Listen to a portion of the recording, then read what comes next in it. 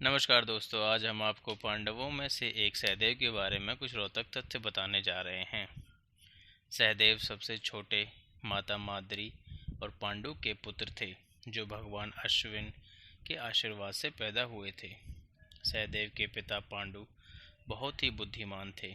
उनकी आखिरी इच्छा थी कि उनके पांचों बेटे उनके मृत शरीर को खाएं, ताकि उन्होंने जो ज्ञान अर्जित किया है वह उनके पुत्रों के पास चला जाए।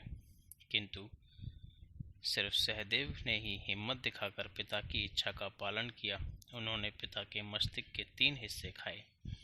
पहले हिस्से को खाते ही सहदेव को इतिहास का ज्ञान हुआ, दूसरा खाते ही वर्तमान का, और तीसरे हिस्से को खाते ही वह भविष्य देखने लगे।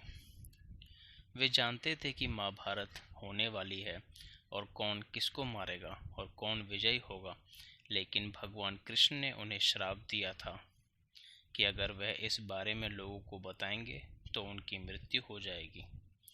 महाभारत युद्ध में सहदेव के रथ पर हंस का ध्वज लहराता था।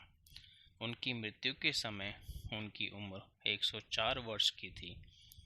इन्होंने शकुनी और उसके पुत्रों का वध किया था। वह तलवारबाजी और ज्योतिष विद्या में बहुत ही निपुण थे।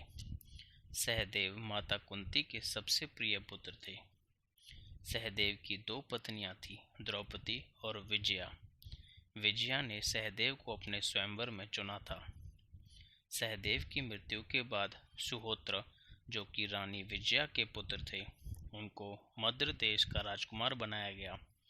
सहदेव ज्योतिष शास्त्र में इतने निपुण थे कि शकुनी ने दुर्योधन को सहदेव के पास भेजा, ये जानने के लिए कि युद्ध को शुरू करने का सही समय कौन सा रहेगा जिससे कौरव जीत सकें।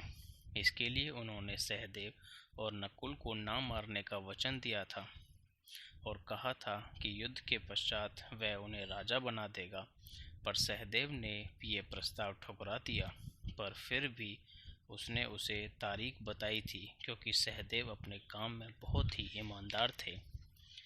दुर्योधन भी कई बार सहदेव से अपने भविष्य के बारे में पूछा करते थे और सहदेव भी उन्हें बता दिया करते थे। इसी वजह से सहदेव दुर्योधन के भी प्रिय थे। सहदेव चाहते थे कि विराट पांडव सेना के सेनापति बने, और परंतु अर्जुन और युधिष्ठिर ने धृष्टद्युम्न को चुना।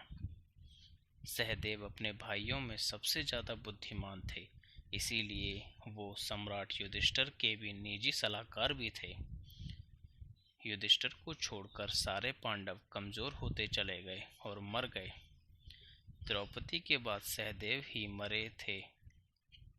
भीम ने युधिष्ठिर से पूछा कि सहदेव क्यों, तो युधिष्ठिर ने कहा सहदेव को अपनी बुद्धि पर बहुत ही घमंड हो गया था। दोस्तों, आज की वीडियो में बस इतना ही।